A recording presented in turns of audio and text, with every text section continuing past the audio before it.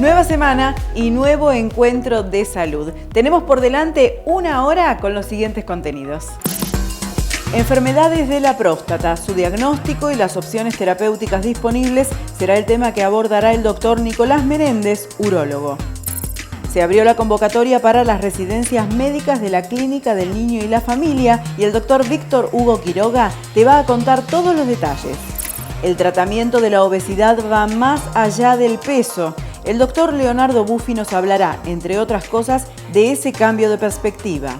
La autoestima en nuestra vida diaria será el tema del licenciado Leonardo Pontoriero. E iremos a equilibrar para referirnos a los estudios vestibulares junto a la otorrinolaringóloga Sabrina Álvarez. Las enfermedades de la próstata son muy frecuentes y su detección temprana es clave para un tratamiento oportuno. Acerca del diagnóstico y también de las opciones terapéuticas existentes, dialogamos con el urólogo Nicolás Menéndez. La enfermedad de la próstata es una enfermedad muy prevalente del hombre y esto está un poco aparejado al aumento de la expectativa de vida. Si uno analiza la expectativa de vida al comienzo del siglo XVIII, en el año 1900, era de 32 años, a partir del 1950 era de 46 años y actualmente la expectativa de vida del hombre en Argentina es 74 años. Se dice que es una enfermedad del adulto mayor, entonces por eso que es tan frecuente en los hombres la patología prostática. Y las enfermedades prostáticas se dividen en dos, está la enfermedad benigna y la enfermedad maligna.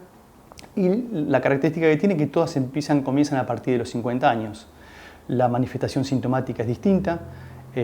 Los síntomas de la enfermedad benigna habitualmente están relacionados con la micción, disminución del calibre miccional, aumento de la frecuencia miccional, levantarse mucho de noche, que es nicturia, se dice eso.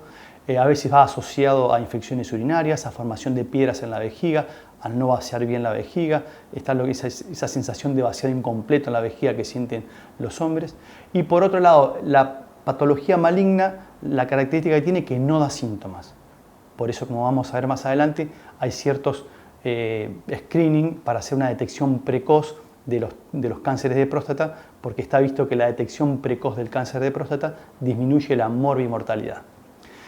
En cuanto a la patología benigna, si bien no ha habido muchos avances tecnológicos en base al diagnóstico, sino que uno ya ante la sospecha clínica, uno puede ir con algunas herramientas diagnósticas, puede abordar un diagnóstico, que son la uroflujometría, que es objetivar cómo está orinando el paciente. Muchas veces estos pacientes dicen que orinan bien, dicen, no, doctor, yo orino muy bien, me levanto 4 o 5 veces a orinar de noche. En realidad, esos pacientes no orinan bien, sino lo que están acostumbrados a orinar mal.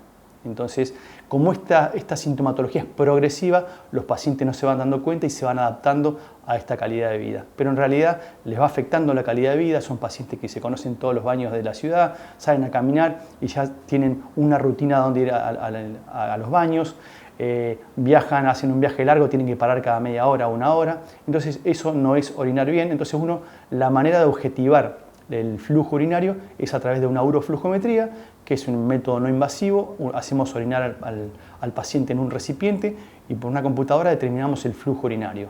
Habitualmente un flujo urinario normal es 20 mililitros por segundo, es una curva amplia, corta, el paciente en poco tiempo vacía la vejiga.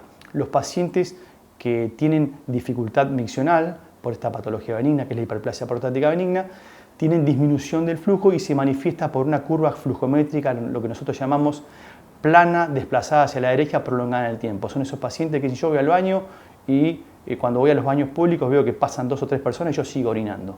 Eso se manifiesta por esos síntomas. Y uno se ve reflejado en el estudio que es la flujometría por una curva plana, como dije anteriormente, desplazada en el tiempo y desplazada hacia la derecha, prolongada en el tiempo.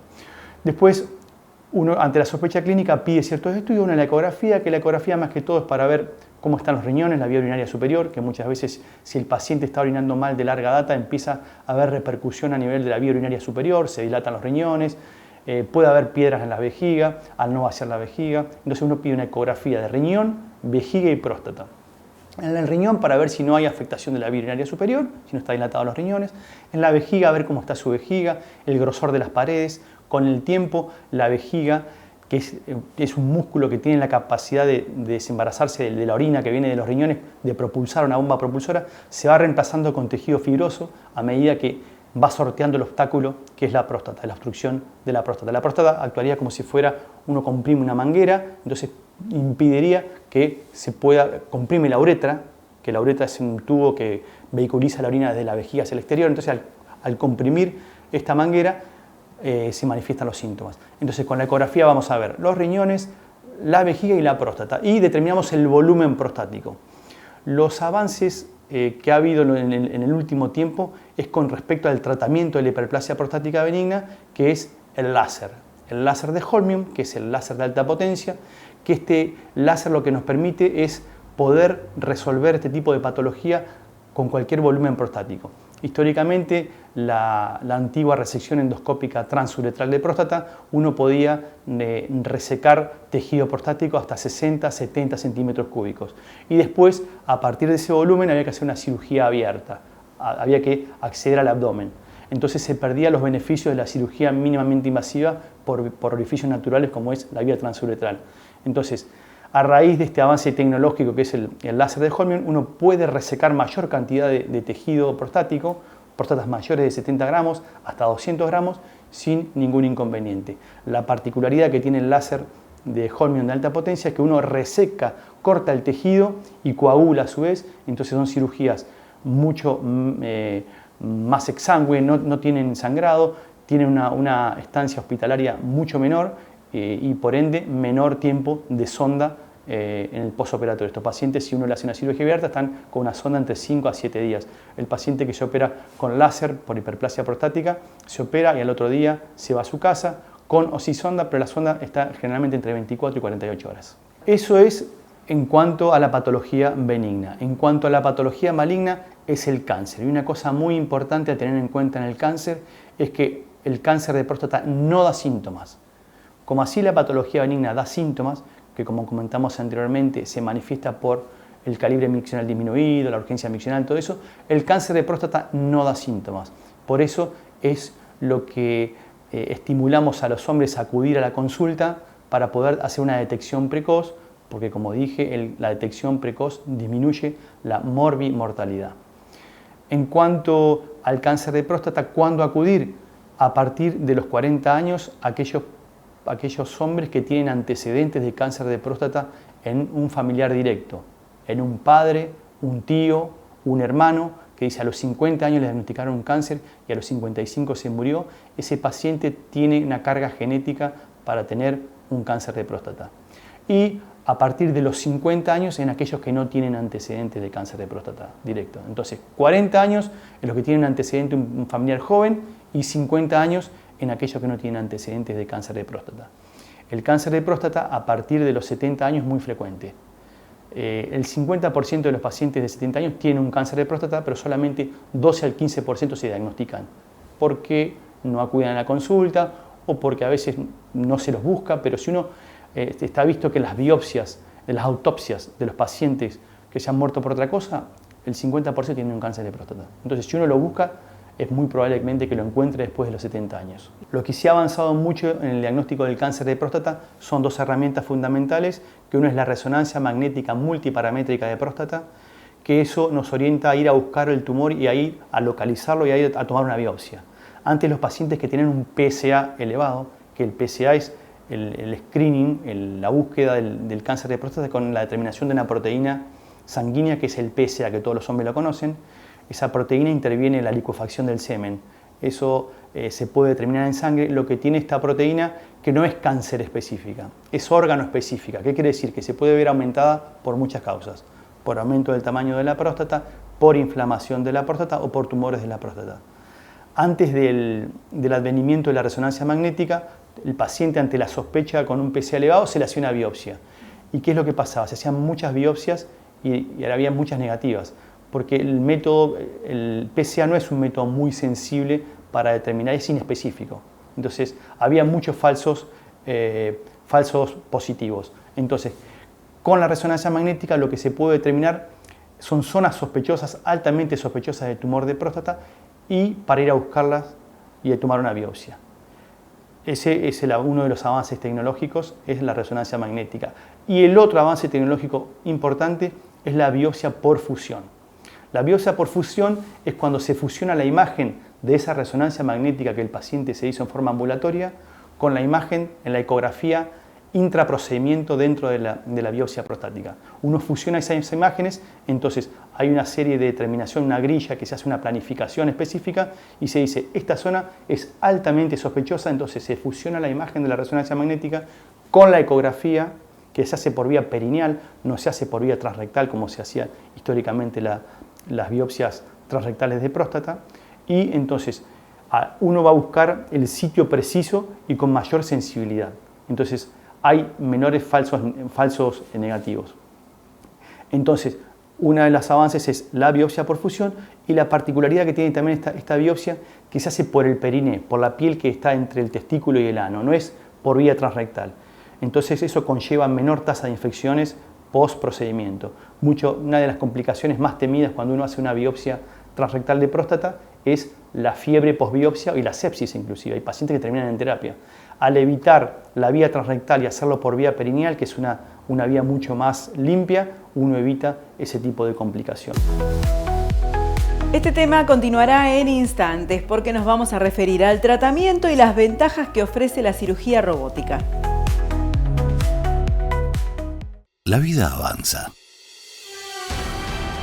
La tecnología aplicada a medicina también. En Clínica Colón inauguramos nueva área de pediatría. Nueva unidad de endoscopía.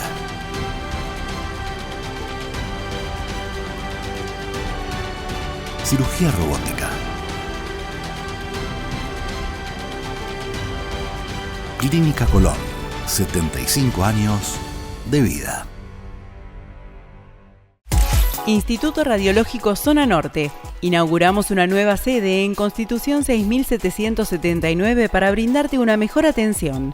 Central única de turnos 499-1400, www.irradiológico.com.ar. Instituto Radiológico, acompañando el crecimiento de la ciudad. REME, Centro de Rehabilitación Médica Integral. Calidez y amplia experiencia en el abordaje de patologías neurológicas, traumatológicas, laborales, deportivas y más. Atención presencial, domiciliaria y a distancia. Encontralos en sus 3 centros y en las redes www.remerehabilitacion.com.ar. REME, facilita tu función. Pinturas, revestimientos, pisos y papeles, todo para tu obra. Pinturerías DRAP, construcción en seco, sistema Steel Frame. Encontranos en redes como @pintureríasdrap. 45 años construyendo junto a vos. La Clínica del Niño y la Familia abrió la inscripción para sus residencias médicas. En la siguiente nota, el doctor Víctor Hugo Quiroga nos informa de qué se trata la propuesta. Vamos a hablar de las residencias médicas en la Clínica del Niño y la Familia. Doctor, ¿cuáles son las residencias que se van a habilitar a partir de este momento? Bueno, a partir de este ciclo 2026 vamos a habilitar la convocatoria a la residencia de tocoginecología, que ya tiene nuestra institución una antigüedad de 15 años más o menos. Y también vamos a habilitar la residencia de clínica médica y de pediatría. Estamos hablando de ¿cuántos cupos? Son 3 cupos para tocoginecología, 2 cupos para pediatría y 2 cupos para clínica médica. Hablemos de este nuevo espacio que ha sido abierto hace poquitito aquí en la clínica y que tiene que ver precisamente con la pediatría. Sí, bueno, estamos muy contentos de haber inaugurado la nueva guardia de pediatría, así que esto es un avance en lo que es la calidad de atención de los pacientitos y que también va a ser de beneficio para los residentes que ingresan a la residencia, ¿no? La verdad que va a ser de mucho provecho para ellos. ¿Cómo es la dinámica para poder presentarse a este tipo de residencias? Bueno, al igual que en el resto de la provincia de Buenos Aires, nosotros vamos a solicitar el examen único, ERES, del Ministerio de la Provincia de Buenos Aires, y posteriormente haremos entrevistas personales en nuestra institución. También vamos a tener charlas informativas a través del Zoom, así que les pedimos que estén atentos también a las redes sociales y a nuestros canales de comunicación. Tenemos el mail de la institución, que es docencia@cnf.com.ar. También tenemos Instagram y LinkedIn. Cualquier consulta entonces de cualquier médico que quiera venir a hacer la residencia aquí a la Clínica del Niño lo tiene que hacer por esos canales. Exactamente. Así que los invitamos a participar, no se pierdan esta oportunidad, que es muy importante porque la ciudad de Mar del Plata necesita especialistas y nuestra clínica tiene el nivel y la complejidad necesaria para tener una muy buena capacitación. Les recuerdo los canales de comunicación de la Clínica del Niño y la Familia por si quieren hacer alguna consulta respecto a las residencias médicas 2026. Pueden comunicarse con la Clínica del Niño a través del mail docencia@cnf.com.ar o si no a través de las redes sociales. Tienen una opción en Instagram que es cnf.mdp y si no la otra opción del LinkedIn que es Clínica del Niño y la Familia. Así como está escrito en pantalla, ingresan y lo buscan y pueden acceder entonces a la información para acercarse a las residencias o poder también hacer cualquier tipo de consulta.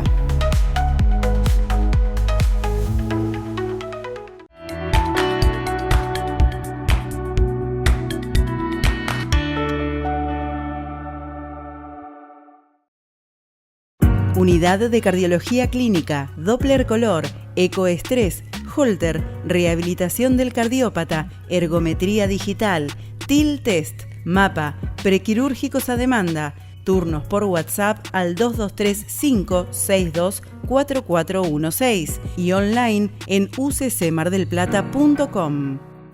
KINERRES, programa de rehabilitación respiratoria dirigido a pacientes con enfermedades respiratorias crónicas. Atención personalizada y supervisada por especialistas en kinesiología respiratoria a cargo de las licenciadas Débora Gelabert y Belén Descenso. KINERRES 223-6-157-119.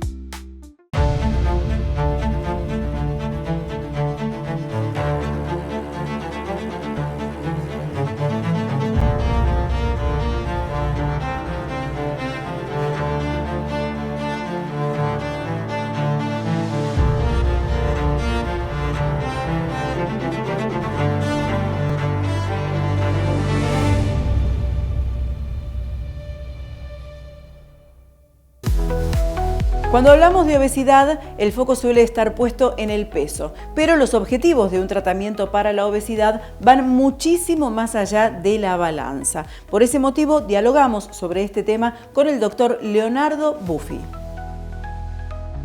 Doctor, ¿existe el peso ideal? Mira, el peso ideal, así como vos me lo planteás, no existe. Lo que existe es un peso saludable, en el que el paciente lo pueda mantener en el tiempo. Ese peso está asociado fundamentalmente al perímetro de cintura. Cuando el paciente tiene mayor perímetro de cintura, incrementa exponencialmente lo que nosotros llamamos riesgo cardiovascular. Hay diferentes índices antropométricos, como el perímetro de cintura, el índice de cintura-cadera, e inclusive, por ejemplo, la bioimpedancia, que nos aportan datos sobre la cantidad de grasa corporal, la grasa visceral en el paciente e inclusive también la masa muscular. Entonces, cuando nosotros tenemos un paciente que tiene determinado peso, nosotros no tenemos que ver solamente el numerito del peso. Lo que evaluamos es justamente la composición corporal, que la masa muscular esté adecuada, que la masa grasa visceral sea la mínima posible y que la grasa corporal total inclusive también sea baja. Entonces ahí estamos hablando de un peso saludable, no tanto ideal. Estamos hablando entonces prácticamente de un cambio de paradigma respecto a lo que se creía antes, porque siempre fuimos un poco, como por así decirlo, pesocéntricos cuando hablábamos de bajar de peso o de controlar de alguna manera ese peso. Sí, mira, eso es algo que inclusive en las primeras consultas siempre viene un paciente y te dice necesito bajar 30, 40 kilos y ahí es cuando nosotros como especialistas debemos plantarnos, ayudarlos y acompañarlos a decir, bueno, mira, el objetivo en principio es ir bajando de peso y sostenerlo en el tiempo. Cuando nosotros nos planteamos un descenso de peso totalmente irrisorio, es muy difícil de que ese paciente lo pueda sostener en el tiempo. Entonces, nosotros tenemos que saber que a veces con un descenso de un porcentaje tan bajo como el 5% de su peso corporal, generamos beneficios metabólicos como en los niveles de hipertensión arterial, los niveles de glucemia, y ni hablar si incrementamos ese número, ese porcentaje a un 10, a un 15%, en donde empieza a mejorar los niveles de colesterol, inclusive hay reportados remisión de la diabetes tipo 2, mejores niveles de lo que son los parámetros de hígado graso e inclusive baja el riesgo cardiovascular y riesgo de muerte por causas como el ACV isquémico o el infarto agudo de miocardio. Sabemos que es muy peligroso o muy riesgoso el tema del efecto rebote. ¿Cómo lo evitamos?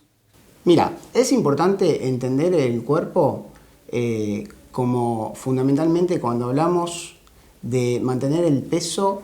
Nuestro cuerpo está seteado de una manera biológica que se llama set point.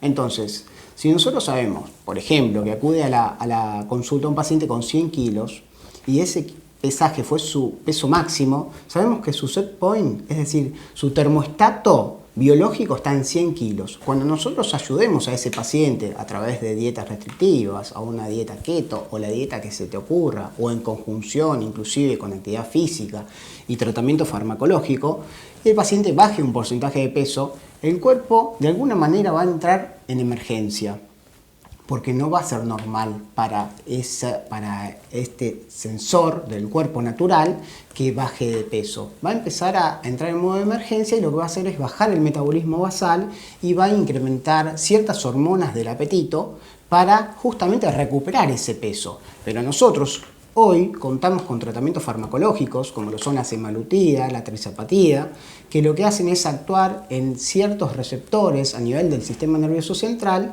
bloqueando de manera neuroendocrina todo este efecto hormonal que disminuye el apetito y de esta manera se puede sostener en el tiempo. ¿Estamos hablando de las inyecciones?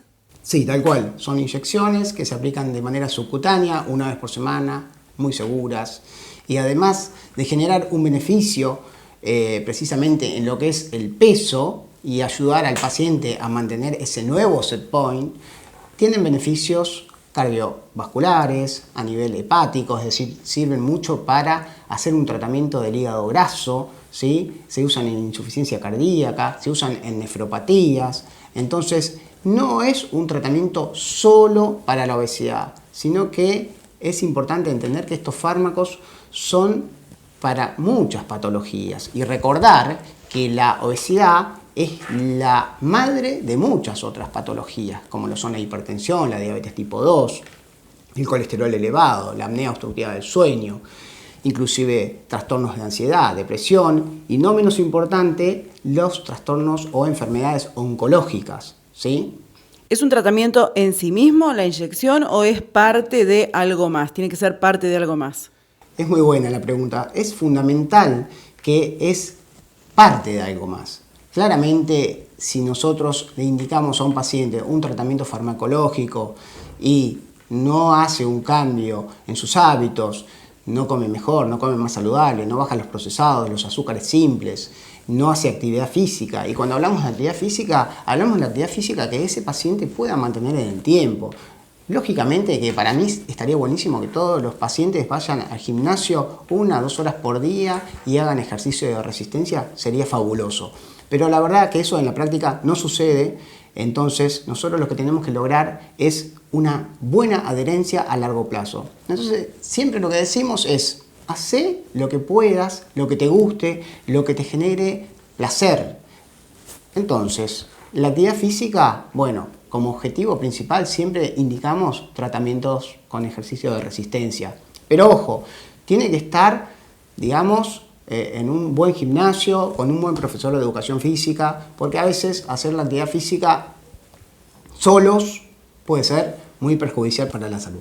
Todo cuidado entonces, siempre con la gente correcta para que nos acompañe de la mejor manera. Sí, es muy importante el tema de la actividad física porque muchos he visto, y lo he visto en el gimnasio inclusive, que hay pacientes con una obesidad marcada y lo ponen en una cinta a correr.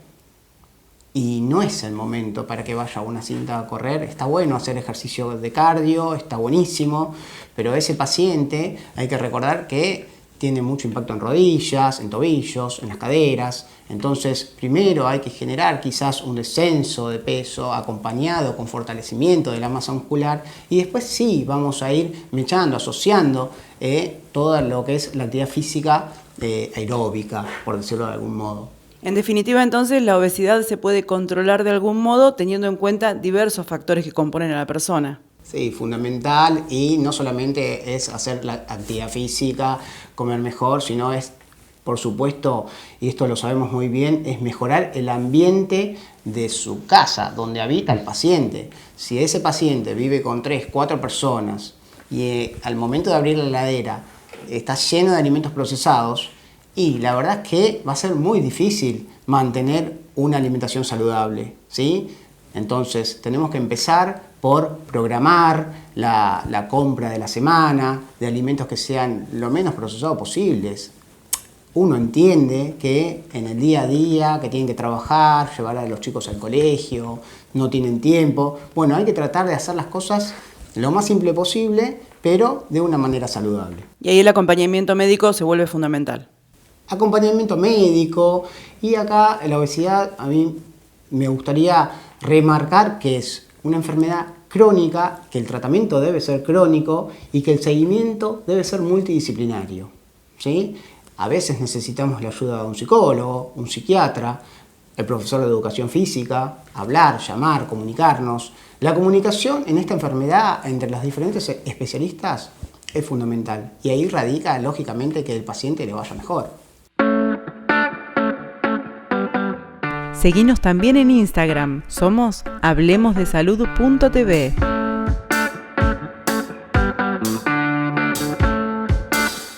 En el CED queremos acompañarte en todo momento. Contamos con más de 30 años de experiencia y calidad al servicio de tu salud. Centro de Estudios Digestivos, Mitre 2951, 0223 492 1221.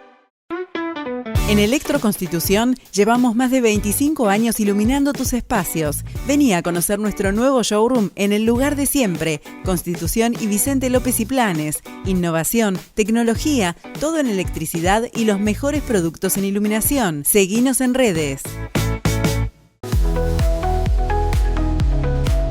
Me tomo unos segundos nada más para abrir junto a ustedes este presente que nos hicieron llegar por parte de la Fundación Médica de Mar del Plata y el Hospital Privado de Comunidad. Un agradecimiento muy especial a todas las autoridades de la institución, también a las chicas de marketing y a todo el personal, porque siempre que vamos nos atienden muy pero muy bien. Y el agradecimiento es muy particular porque nos hicieron llegar este presente por el Día del Periodista, un regalo absolutamente personalizado que tiene que ver con la institución, pero también tiene que ver con nosotros y con lo que hacemos cotidianamente para poder acercar la información de salud a todos ustedes. Así que una vez más, a todo el personal del HPC y de la Fundación Médica de Mar del Plata, muchísimas gracias.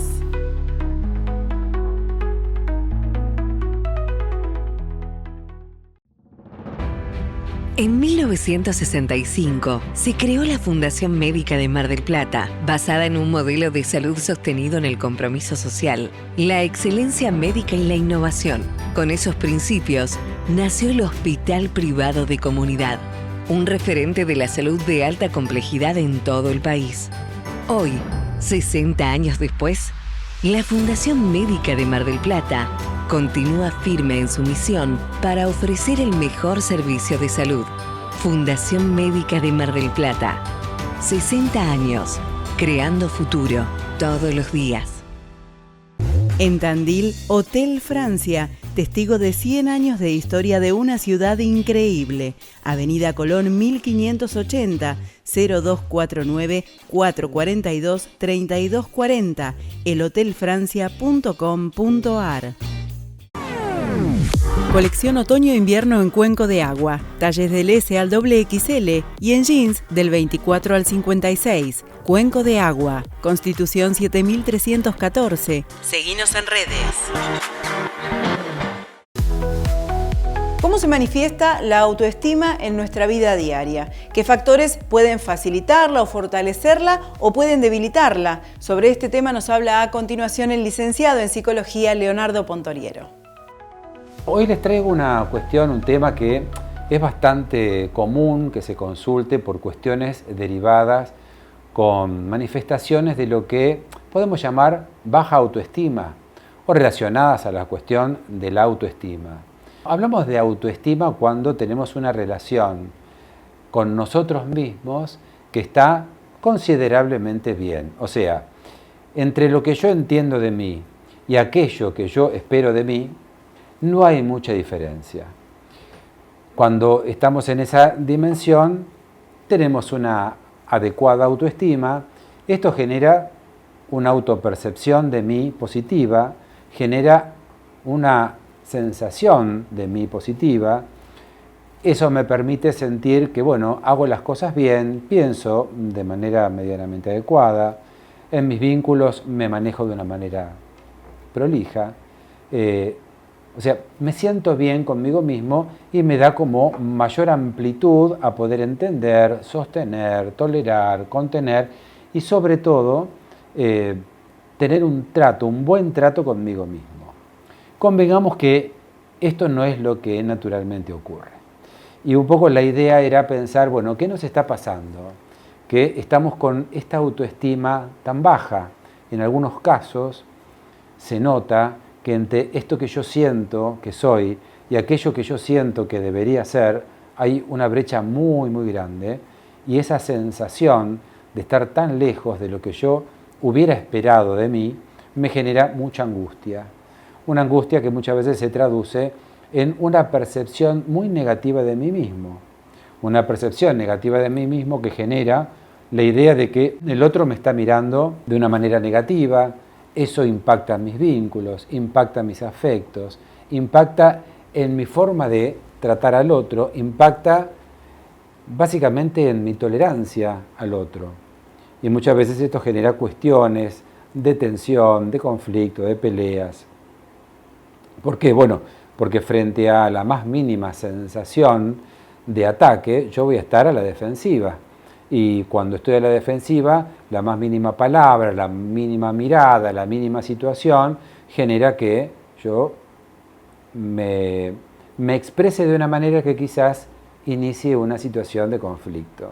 En todos los campos de lo vincular, en el campo laboral, en el campo familiar y conmigo mismo, ¿no?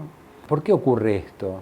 ¿Qué hace que esa distancia entre lo que yo pienso que soy y lo que yo espero, hubiera esperado ser, sea tan amplia? Acá tenemos una cuestión que tiene que ver con nuestra relación con el mundo, con una energía particular de mi ser que llamamos líbido. Esa energía que embiste los objetos justamente surge de una impronta de energía que es propia, ¿no? Y tiene que ver con una instancia de mi estructura, de mi aparato psíquico, que denominamos yo. Ese yo, esa instancia, es la que está permanentemente en intercambio, sobre todo con las exigencias del mundo externo. Y también con otras exigencias, con la exigencia de esa moral interna y con las exigencias de esa pulsión interna. Cuando la demanda del mundo externo es demasiado complicada, sentimos el asedio de esa demanda de tener que estar bien, tener que estar económicamente sólido, poder cumplimentar con todo aquello que yo entiendo que como amigo, como padre, como todos los lugares que ocupo, hay demandas y hay demandas, y siento que no estoy pudiendo cumplir con todo, requiere de una energía tan alta que justamente esa instancia se queda sin energía para cubrir otras demandas. Entonces, el sujeto se siente a merced de las demandas también pulsionales, y esto es aquello de poner en acto situaciones que podría mediarlas por el pensamiento, o el asedio de la moral. El asedio de la moral básicamente actúa desde la culpa y desde la negación.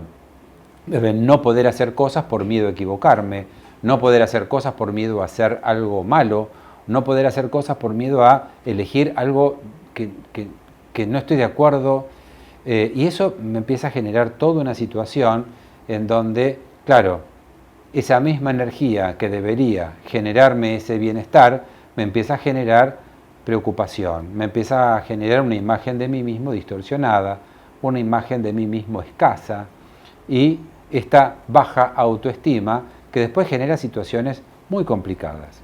Una, por ejemplo, ¿no?, para tomarlo en cuenta, una de las cuestiones que hoy vemos en la clínica más común tiene que ver con los celos, tiene que ver con las inseguridades, tiene que ver con la sensación y el asedio de que el otro en cualquier momento se va, me abandona, me deja, me cambia, me sustituye, me engaña.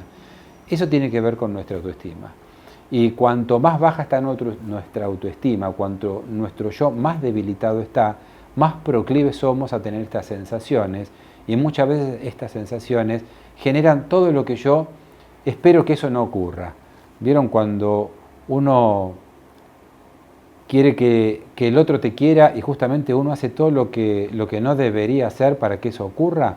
Bueno, uno muchas veces termina cumpliendo sin querer lo que hubiera deseado que no ocurra. Por eso tenemos que trabajar mucho en esto del yo, tenemos que trabajar con la autoestima, tenemos que trabajar en esto de la relación entre lo que yo siento que soy y aquello que siento que debería haber sido, porque muchas veces en esa distancia se encuentran la mayor cantidad de conflictos y situaciones con los cuales nosotros en lo cotidiano estamos permanentemente en situación. Los dejo con esta inquietud como para ir pensándolo. Nuestro canal en YouTube es una muy buena alternativa para estar siempre informado. Te invitamos a que ingreses en YouTube y que nos busques como Hablemos de Salud, el mismo nombre del programa, y allí vas a tener a tu disposición un gran archivo de información siempre a tu disposición. No lo olvides, en YouTube Hablemos de Salud. Licenciado en Psicología Leonardo Pontoriero. Trastornos de la personalidad, problemáticas de pareja. Para consultas y turnos, comunícate al WhatsApp 223-536-7243. Licenciado Leonardo Pontoriero. ¿Necesitas atención médica ágil, sin turno y cerca tuyo? Clínica 25 de Mayo cuenta con un nuevo servicio de demanda espontánea en zona sur. Consultas médicas, enfermería, recetas y diagnóstico por imágenes, todo sin turno previo. Te esperamos en Avenida Mario Bravo y Jorge Newbery de lunes a viernes de 8 a 20 horas. Clínica 25 de Mayo, una clínica cerca, es una clínica con valores. CRENED, Centro de Rehabilitación Neurodigestiva del Dr. Oscar Gadea, Neurogastroenterología, Diagnóstico y Tratamiento Interdisciplinario de los Trastornos Funcionales Digestivos. La Rioja 2384, segundo A, 223-601-9442. Palomo Refrigeración, más de 60 años en instalaciones comerciales y refrigeración, servicio y asesoramiento personalizado. Palomo Refrigeración, Avenida Jacinto Peralta Ramos 326, WhatsApp 223-305-2430. En el centro de Balcarce, con vista a Plaza Libertad, La Estación Restaurant. Distinguidos platos para disfrutar en el local, hacer takeaway o solicitar para delivery. La Estación Restaurant, Chávez 540. Regálate un gran momento, solo, en familia o con amigos. Te propongo ahora ver una nota que hicimos junto a la otorrinolaringóloga Sabrina Álvarez, en la cual nos explica qué son y para qué sirven los estudios vestibulares. Cuando un paciente llega a nuestra consulta por mareo, vértigo, desequilibrio, uno les hace un interrogatorio, ¿sí?, preguntándole bien acerca de los síntomas, desencadenantes, demás. Le hacemos un examen físico, otoneurológico, llegamos a un diagnóstico presuntivo, pero siempre ese diagnóstico hay que confirmarlo, ¿sí? La forma de confirmar nuestros diagnósticos es a través de los estudios vestibulares. Estos estudios lo que se encargan es de estudiar el receptor del equilibrio, que ustedes saben que está en el oído interno. Disponemos de distintos estudios, uno de ellos es el que se llama el test de impulso cefálico video asistido, conocido como VEGIT.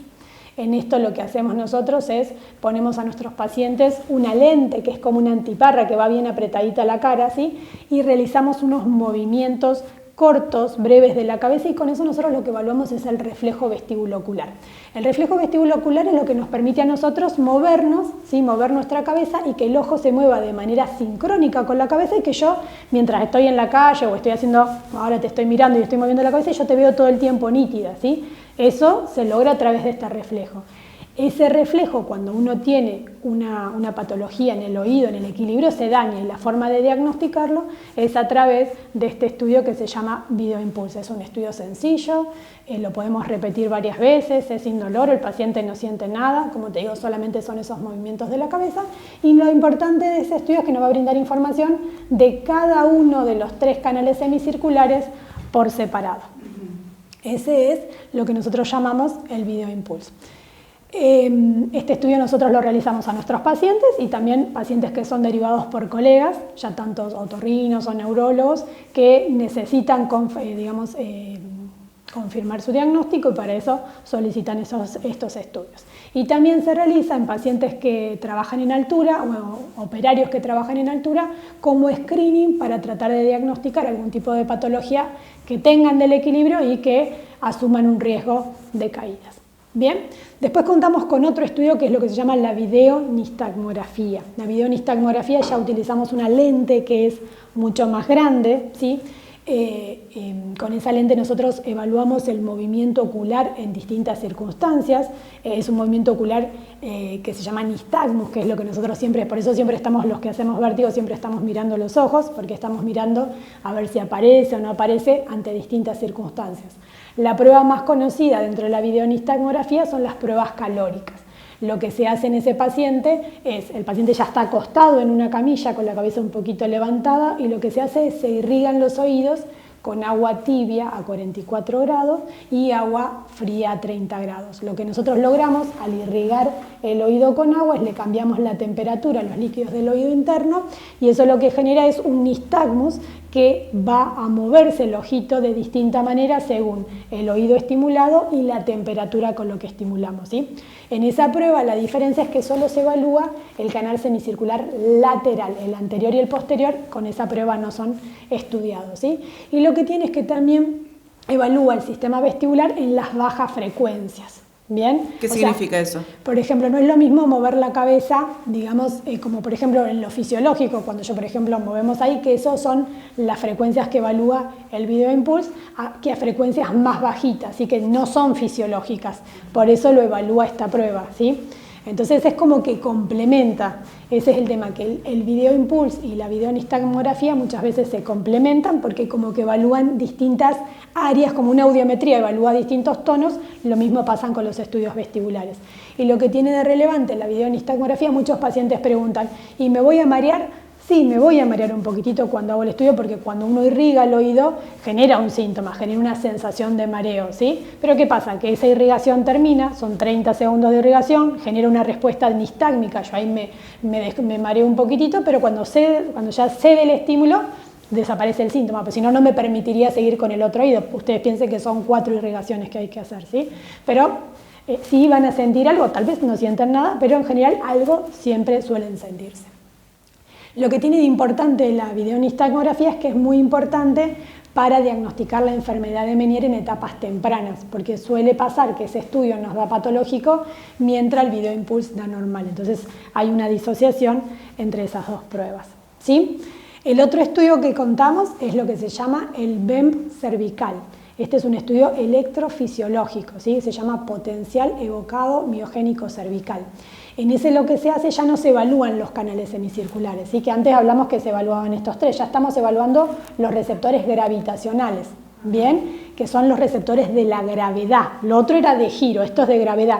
Pero ustedes recuerden que los receptores gravitacionales hacen que yo sepa que estoy parado, ¿sí? Por ejemplo, cuando yo subo o bajo en un ascensor o subo o bajo una escalera, ahí es el receptor, el sáculo, el que nos está informando de esa, nos está proveyendo esa información, ¿sí? Entonces, ese receptor, que también se puede lastimar, se evalúa con este estudio. En este estudio lo que hacemos es el paciente está acostado, ¿sí? Con la cabeza inclinada y se incorpora, ¿sí? O bien directamente sentado. Lo que tenemos que lograr es una buena tensión del músculo esternocleidomastoideo. Lo que se le hace al paciente es, se le pasan ruidos con unos auriculares, ese ruido estimula este receptor que se llama sáculo y genera una respuesta muscular. Lo que se evalúa con esos electrodos, como si fuera un electrocardiograma, cuando nos hacemos un electrocardiograma que genera ondas, lo mismo pasa con esto. Esa contracción del esternocleidomastoideo se reproduce con unas ondas, que es una onda bifásica, ¿sí? Donde nosotros tenemos que evaluar distintas características de esa onda para ver si ese sáculo está normal o está lesionado. Lo importante de ese estudio es que nos permite diagnosticar básicamente una patología que se llama dehiscencia de canal semicircular superior, ¿sí? Que es una patología donde hay como una falta de cobertura del huesito que cubre el canal semicircular, ¿sí? Que es el estudio más importante y actualmente en Mar del Plata es el único lugar que lo estamos realizando. Así que ese estudio sirve para eso y también sirve para enfermedad de Meniere y otras patologías, pero su mayor implicancia es en la dehiscencia, porque a veces pasa que hacemos tomografías computadas y las tomografías computadas nos dan normales y la dehiscencia está. Entonces, los datos que nos aportan estos estudios vestibulares tienen que ver con la certeza diagnóstica. Exacto, y siempre tener en cuenta que uno con esto nos acercamos al diagnóstico, muchas veces se complementan, ¿sí? Y nos confirman o nos descartan. Ustedes recuerden que la mayoría de los trastornos vestibulares muchas veces requieren de una rehabilitación vestibular, un entrenamiento, una compensación. Y toda esta información que nosotros le estamos brindando topográfica sirve al kinesiólogo o la fonoaudióloga que haga la rehabilitación vestibular como para poder hacer la rehabilitación acorde y tener buenos resultados.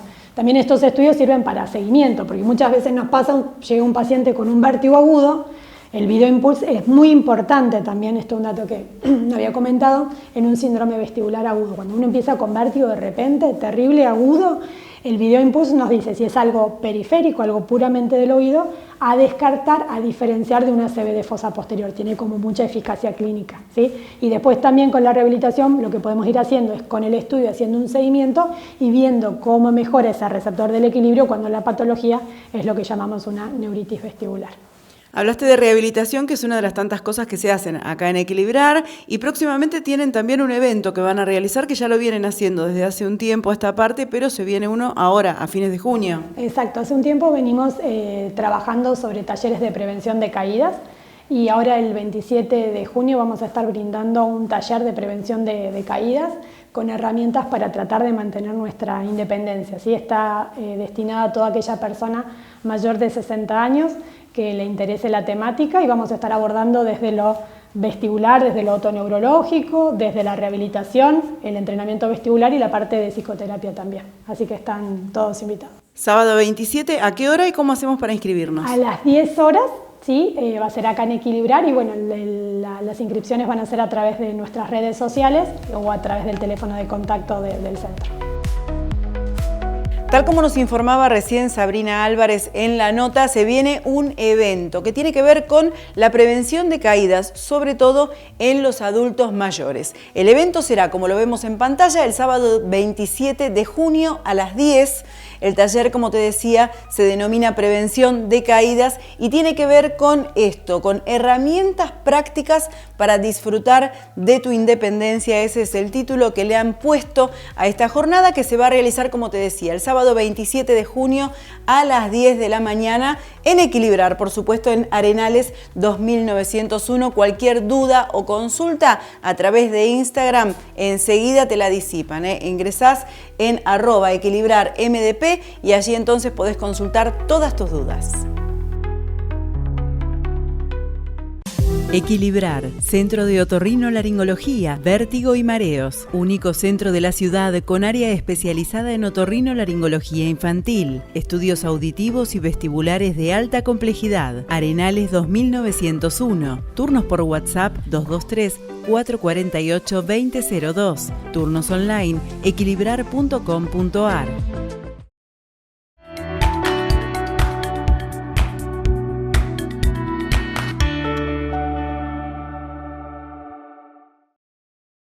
Dr. Simón Mina, diagnóstico y tratamiento del origen de la enfermedad, tratamiento psicobiológico, consultas online y presenciales, 223-635-5032, en Capital 011-430-79-609.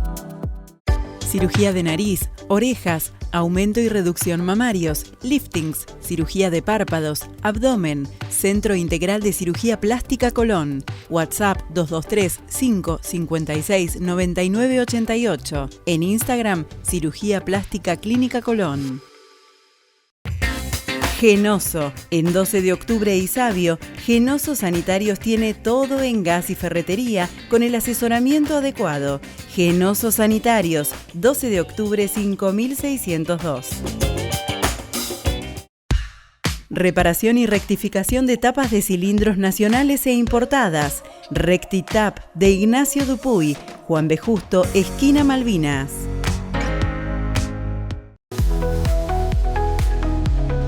Bloque final del programa y lo vamos a compartir junto al doctor Nicolás Menéndez, quien se va a referir al tratamiento de las enfermedades de la próstata y también a las ventajas que aporta la cirugía robótica tanto al paciente como también al cirujano.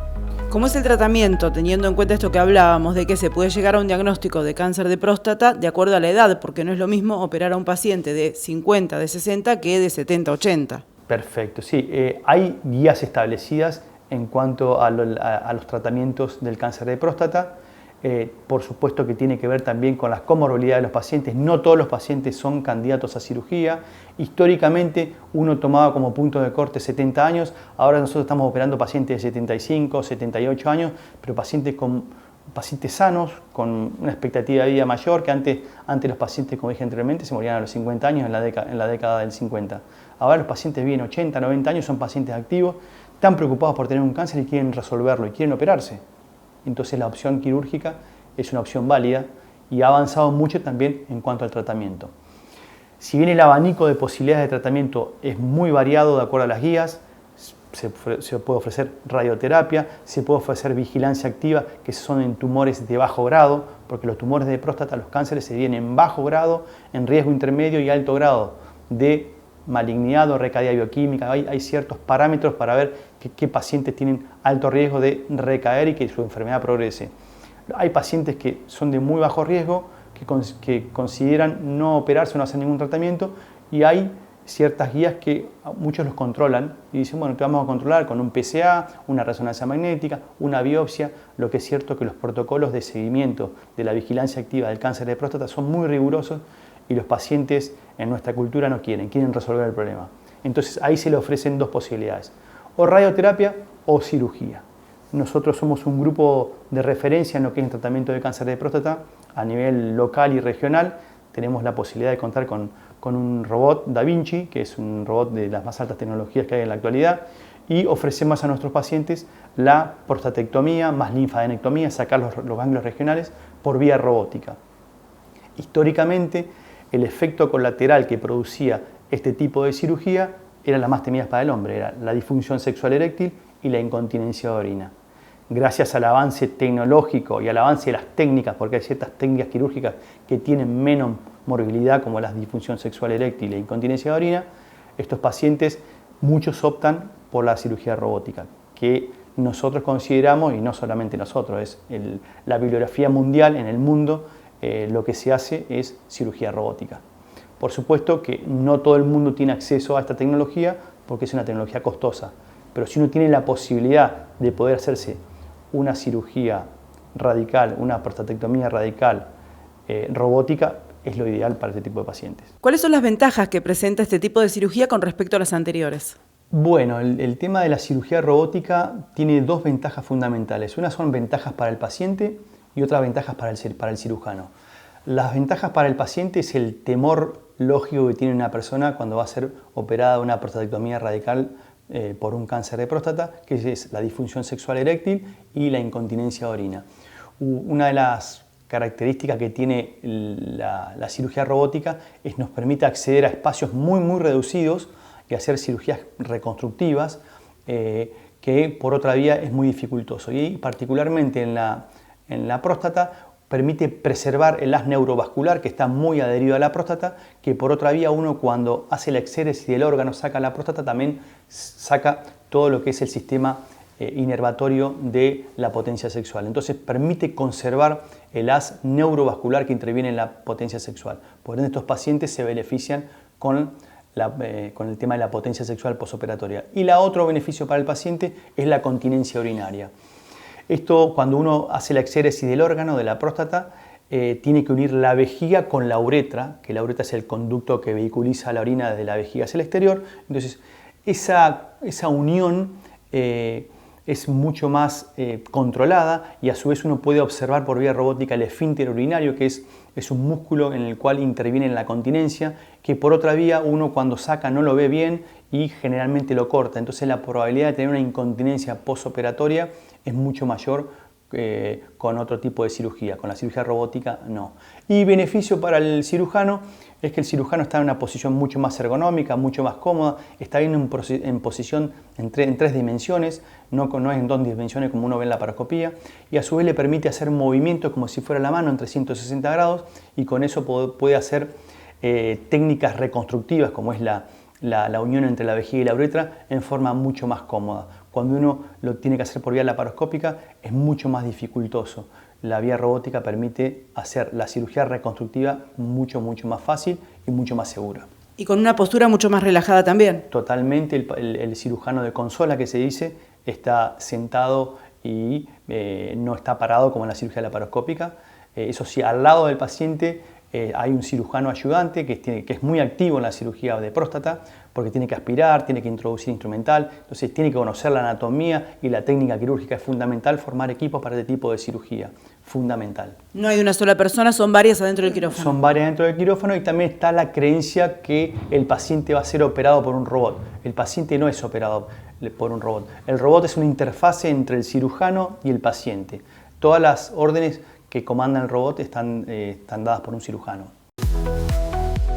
Hasta acá hemos llegado con los contenidos del programa de hoy. Un programa repleto de información, que es lo que a nosotros nos gusta, acercarles a ustedes toda la información relacionada con la salud que esté a nuestro alcance. Recuerden que vamos a ir subiendo durante toda esta semana los contenidos que compartimos en nuestras redes sociales, así que búsquennos en Instagram, en Facebook y también en nuestro canal de YouTube. Y por esta misma pantalla el encuentro va a ser dentro de una semana con temas que ya estamos preparando, así que no se lo pierdan.